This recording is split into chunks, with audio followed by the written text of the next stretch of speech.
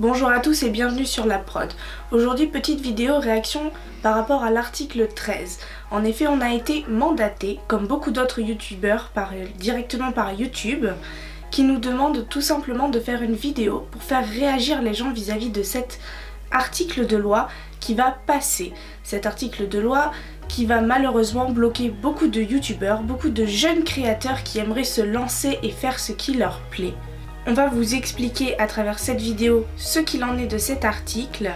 Malheureusement, on n'est pas des experts sur cette situation, même si on a effectué énormément de recherches, on ne peut pas être dit comme étant tout simplement des personnes qui ont fait beaucoup de droit et qui peuvent expliquer ce que c'est. Mais tout de suite, l'explication de cet article. Donc, l'article 13. En gros, je vais vous expliquer ce qu'il en découle. Donc cet article, tout simplement, il doit servir logiquement à protéger les créateurs de contenu et les créateurs en règle générale. Pas seulement sur YouTube, mais sur tout l'internet européen. En fait, à la base, cet article a été prévu pour que quand un artiste ou un créateur crée quelque chose, on ne puisse tout simplement pas l'utiliser sans en avoir son accord, que ce soit un accord tacite ou un accord écrit. D'accord, permettant donc d'avoir ou une rémunération ou simplement un crédit, comme nous le faisons régulièrement par le biais de nos musiques, puisque tout le reste en général on le fournit nous-mêmes sur la chaîne. Seulement, il y a un hic. La façon dont ce texte a été préenregistré, préécrit, parce que ce qu'il faut savoir, c'est que beaucoup de gens pensent que c'est déjà passé, mais non, comme c'est expliqué dans le mail YouTube et dans les recherches qu'on a effectuées, ce n'est pas encore rédigé. Il y a encore des modifications à décret à faire, il y a encore tout un tas de choses. La loi a été promulguée, certes, mais il peut encore y avoir des modifications sur l'intérieur même de cette loi, fait par décret. C'est pour cela que YouTube nous a demandé d'intervenir, de faire entendre notre voix à tous, même si on est une toute petite chaîne, une voix, des fois, peut changer la donne. Voilà la base de cette loi. Seulement, le problème, c'est que, comme elle a été rédigée, elle ne peut tout simplement pas être protectrice. Elle ne peut être que ordonnatrice, directrice, et surtout, elle ne peut que brider les différents youtubeurs et aussi les différents créateurs, blogueurs de contenu sur Internet. Pourquoi ? Eh bien tout simplement parce que, je ne veux pas dire qu'elle a été mal rédigée, mais la rédaction de ce décret de loi, cet article 13, a été tout simplement rédigée comme si elle concernait une petite minorité de personnes sur le web, alors qu'elle concerne tout le web européen et qu'elle est tout bonnement catastrophique. Je vous explique pourquoi. Enfin, on va vous expliquer pourquoi un peu chacun notre tour.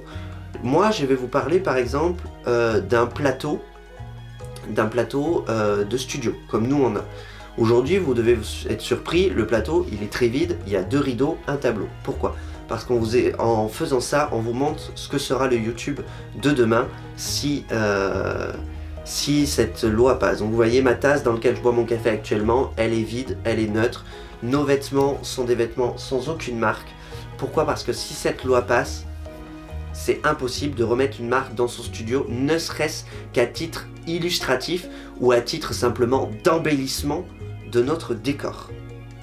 Pour vous situer un peu plus précisément dans ce que l'on fait aussi, afin de vous sensibiliser un peu plus, cela pourrait par exemple nous gêner. Par exemple, lors de notre dernière Urbex, nous avons cité la marque Singer, car on trouvait intéressant de notifier son histoire et quelle importance elle avait aussi vis-à-vis de nous, parce que vous commencez à le savoir, on a Comtesse Sally et Monsieur Café avec les balles de Versailles et des vidéos qui sortent de temps en temps comme bonus.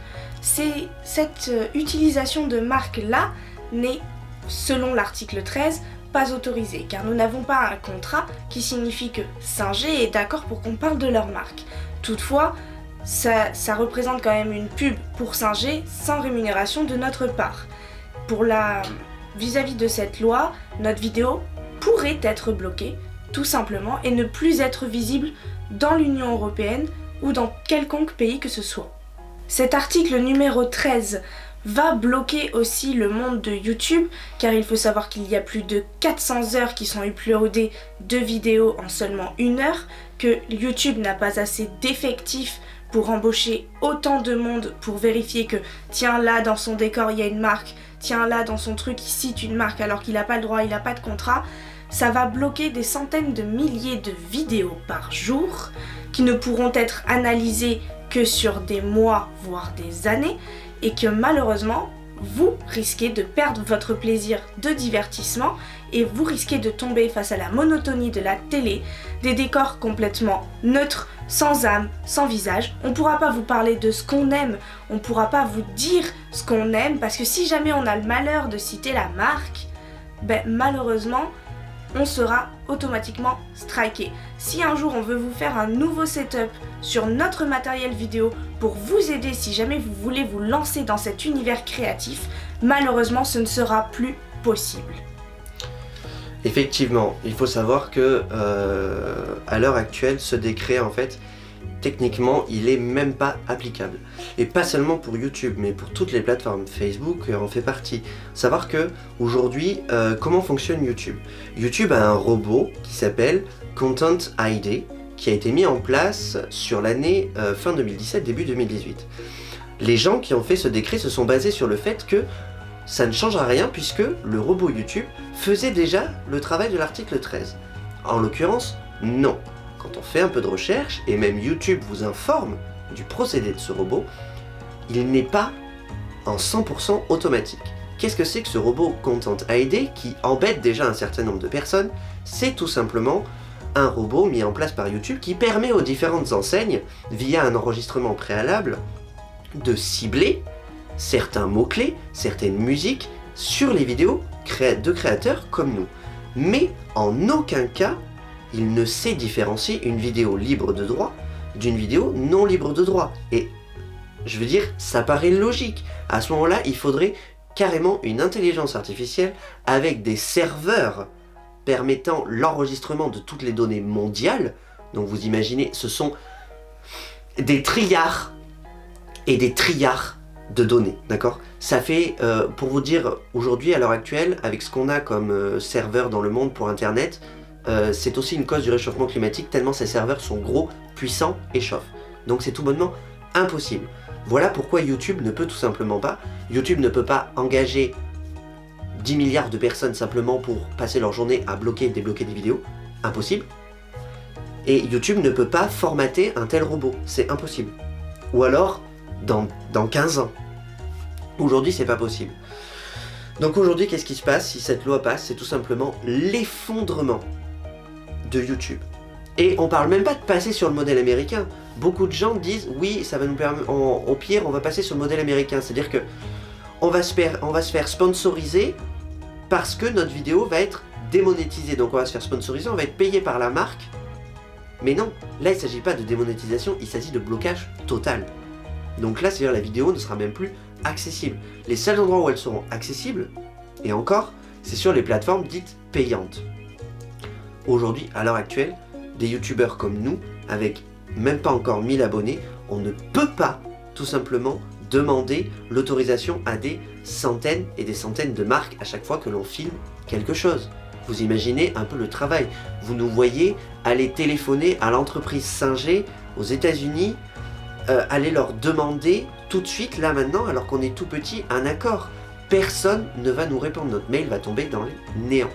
Et donc notre contenu va tomber lui aussi dans le néant. Ce qu'il faut savoir, c'est que l'article protégeant les droits de quelqu'un, nous ne sommes en aucun cas contre. Il est évident que quand quelqu'un travaille sur un contenu, son contenu doit être révélé au grand jour. Il est inadmissible de prendre le contenu de quelqu'un, un contenu musical par exemple, sans le citer. Ça, on en est bien conscient et nous faisons très attention sur la prod à toujours citer le moindre crédit. C'est-à-dire, même YouTube dans lequel on travaille, on cite YouTube lui-même pour l'aide qu'il nous fournit via sa bibliothèque de droit. Donc c'est sûr. Mais par contre, brider une vidéo qui va faire par exemple 20 minutes pour 10 secondes d'une musique qui en plus est souvent créditée d'une marque ou d'une enseigne parce qu'elle a juste servi d'embellissement, on est bien d'accord que c'est pas le son qui a fait que la vidéo a pris de l'engouement. Parce que quand vous cliquez, vous n'avez rien qui vous permet de savoir ce qu'il y a dans la vidéo à part un titre et une miniature, d'accord? Il est tout simplement impensable que l'on soit bloqué juste pour ça. La création de contenu est morte à ce stade-là. La créativité devient absente. Il y a des marques partout. Je soulève mes chaussettes devant vous là à l'instant, il y a une marque. Même si c'est Kiabi, il y a une marque. C'est impossible. Aujourd'hui, le contenu, si cette loi passe, il n'existe plus. Il reste plus que de la télévision. Il faut savoir aussi que cette loi ne touche pas uniquement YouTube. Elle va toucher Facebook, Twitter, Snapchat et Instagram. Pour ceux qui utilisent Instagram, vous devez connaître la nouvelle mode des influenceurs. Ces personnes qui signent des contrats pour vous faire acheter des marques, plus ou moins bonnes d'ailleurs d'un point de vue écologique, mais ces personnes ont un contrat, donc elles vont pouvoir gentiment continuer leurs petites affaires. Vous, si vous venez par exemple de recevoir votre nouveau pull Calvin Klein et que vous avez décidé tout simplement de prendre une photo de vous sur Instagram, cette photo peut être bloquée parce que vous n'avez pas l'accord de la marque. C'est en ça que consiste l'article 13. C'est précisé parce qu'on a fait des recherches là-dessus. Ça va bloquer absolument toute utilisation de la marque sans contrat. Donc si vous avez acheté des nouvelles chaussures Converse ou un nouveau pull Lacoste ou quoi que ce soit avec une marque que vous voulez le montrer tout simplement à vos amis comme on le fait tous sur Instagram actuellement, vous pouvez être bloqué. Peut-être pas dans l'immédiat, le temps que tout soit fait, mais peut-être que vous serez bloqué. Et là, vous vous direz tout simplement, mince, est-ce que ce serait pas mon droit de liberté d'expression, d'exprimer que je suis heureux d'avoir reçu cette paire de chaussures ou ce pull qui serait en train d'être bloqué? Et oui, et aujourd'hui, c'est là qu'une grosse question se pose. Et pour une fois, parce que c'est très rare, une multinationale, parce que YouTube est une multinationale, on passe tous notre temps, souvent à raison, à dire les multinationales, c'est de la merde et ils veulent tous nous enfler. Ouais, et bien là pourtant, cette fois-ci, YouTube, qui travaille avec des millions de personnes, qui redistribue des milliards d'euros à des créateurs, à des compositeurs de musique, par le biais de leur nouvelle bibliothèque qui a été mise en place de libre de droit, parce que oui, nous on les utilise gratuitement, mais YouTube paye ces musiciens, d'accord ? Se demande où va le monde, où va l'Europe, et se dit aujourd'hui votre liberté. C'est-à-dire c'est pas seulement les gens qui travaillent pour YouTube, c'est pas seulement les youtubeurs rémunérés par YouTube, parce que nous aujourd'hui on n'est pas rémunérés par YouTube, mais par contre c'est une atteinte à notre liberté d'expression. Aujourd'hui, si le décret passe tel quel, la liberté d'expression sur internet est terminée, parce que ça veut dire aussi plus de parodie. Les gens qui pensent qu'on a le droit de parodie, il y a beaucoup de gens qui pensent ça, qu'il y a un droit de parodie qui existe. Non, c'est faux, ça n'existe pas. Le droit de parodie, il n'existe pas à la base. C'est une tolérance. On tolère l'esprit critique. On tolère la critique d'un film. Comment voulez-vous aujourd'hui, avec cet article, faire une critique de film sans au moins montrer au minimum la bande-annonce? Que ce soit avec ou sans son. Impossible. Et là, c'est une liberté d'expression qui s'en va. Quelque chose qui, malheureusement, aujourd'hui, dirigé par le monde des médias et de la télé, eux, n'ont pas ce problème. Aujourd'hui, vous allumez la télé, vous tomberez sur des dizaines de critiques, des dizaines de choses. Pourquoi ? Parce que soit ils ont le budget pour pouvoir le faire, donc ils contactent les marques, soit tout simplement ils passent outre parce que, eh bien, c'est la télévision, c'est des grands, et là, il n'y a pas de problème. Eh bien, moi et nous, avec la prod, on dit non. À savoir que dans le mail que nous a fait parvenir YouTube, on a tout simplement une demande de proposition de solutions. C'est le même mail, je précise, qui a été envoyé à des centaines de youtubeurs pour qu'il y ait le plus de réactions pour faire réagir les gens quant à l'écriture de ce décret. Des solutions, il peut y en avoir. Effectivement, comme Alison le précise, il peut y avoir des dizaines et des dizaines de solutions, on peut dire palliatives. La première solution est tout simplement un droit de regard au lieu de bloquer. C'est-à-dire que on est bien conscient que quand même une marque, d'accord, elle a des professionnels, d'accord. Aujourd'hui, elle paye des professionnels permettant de démonétiser des vidéos uniquement pour le moment, en échange que les droits leur soient rebasculés à elle. YouTube et ces marques-là pourraient tout simplement mettre en place un système permettant de contrôler ce qu'il se passe au niveau des vidéos, de contrôler une marque citée ou non. Et tout simplement, comment faire ça ?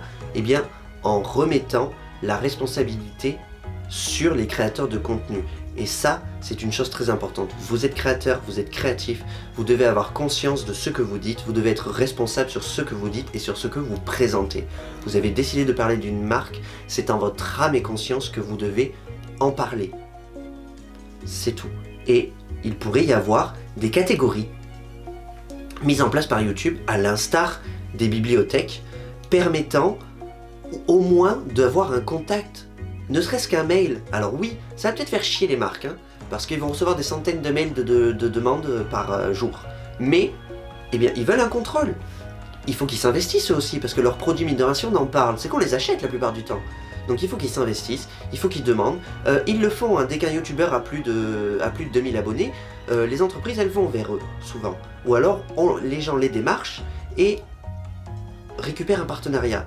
Eh bien, ce procédé pourrait être clarifié et simplifié afin que les créateurs de contenu puissent continuer à développer leur contenu qualitatif et productif pour vous. Voilà pour ma première solution. En autre solution, on pourrait tout simplement avoir la tolérance du point de vue de ces marques. Par exemple, moi-même, il y a quelques mois maintenant, j'ai fait une vidéo « Comtesse Ali démonte Cendrillon ». Vous devez peut-être l'avoir vue. Cette vidéo, tout simplement, a été démonétisée, en sachant qu'on n'est même pas encore monétisé, par Walt Disney Studios Paris. Donc, cette vidéo, le jour où on sera monétisé, si jamais un jour ça nous arrive, je ne pourrai jamais rien toucher par rapport au travail que j'ai effectué dessus. Ça, je le comprends. Ils n'ont pas pour autant bloqué ma vidéo de visionnage. Ils l'ont laissée en elle-même, mais jamais je ne pourrai rien toucher là-dessus. Je le comprends. Toutefois, ça me laisse quand même mon avis et ma liberté d'expression sur cette vidéo que j'ai effectuée et ça me laisse apprécier mon travail que j'ai voulu vous faire partager sur cette vidéo. Il faudrait tout simplement que les marques et que YouTube soient tolérants vis-à-vis là-dessus, comme l'a été pour le coup Walt Disney Studios Paris, pour vraiment faire évoluer ce décret et non plus à ce que ce soit un blocage complet de la marque, mais un visionnage après coup sans bloquer la vidéo du monde d'internet et autoriser tout simplement si la monétisation aura lieu ou pas, en sachant que toute chose doit être créditée et qu'ils peuvent aussi très bien décider d'autoriser la monétisation et de prendre un pourcentage sur celle-ci. Il y a beaucoup de solutions vis-à-vis de ça qui peuvent être trouvées. Voilà, toutes ces choses-là peuvent être mises en place. Nous, créateurs, on va pas vous en donner plus parce qu'on n'est pas assez calé sur le sujet. On a déjà fait beaucoup de recherches pour pouvoir trouver celle-ci. Mais si on en a trouvé à notre toute petite échelle, alors qu'on est super jeune, je pense que beaucoup de gens, et notamment des chaînes spécialisées dans le juridique, pourraient trouver des décrets pouvant valoriser et les créateurs de contenu et les youtubeurs à proprement parler et le monde d'internet. C'est internet.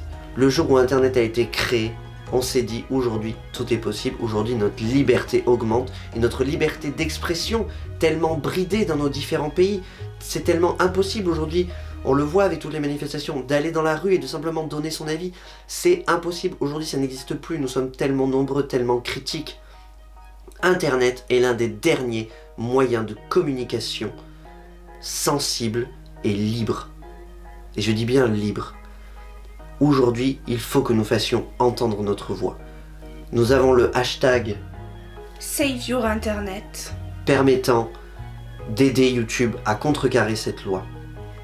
Ou du moins à la modifier parce que YouTube est d'accord avec bon nombre de ces termes. Et ils ont raison. Ils ont créé cette plateforme, à la base, on crée. Quand on crée, on veut que notre travail soit reconnu, c'est certain. Mais il faut pouvoir modifier. Donc, utilisons ce hashtag dans des tweets, dans des posts Facebook, des posts Instagram. Contribuons à la sauvegarde d'Internet et du monde d'Internet comme nous le connaissons. Proposons des solutions. Faisons des compromis, nous aussi, parce que j'ai vu beaucoup de vidéos sur le sujet. Personne ne parle de compromis. Aujourd'hui, il est temps que nous aussi, créateurs de contenu, parce que si cette loi est arrivée, c'est parce que énormément ont fait de l'abus. Aujourd'hui, créateurs de contenu, nous devons nous aussi faire des compromis avec le monde. Nous devons nous adapter, mais nous ne devons pas renoncer à notre liberté. Aujourd'hui, c'est la chose la plus importante. Voilà notre vidéo réaction quant à cet article 13.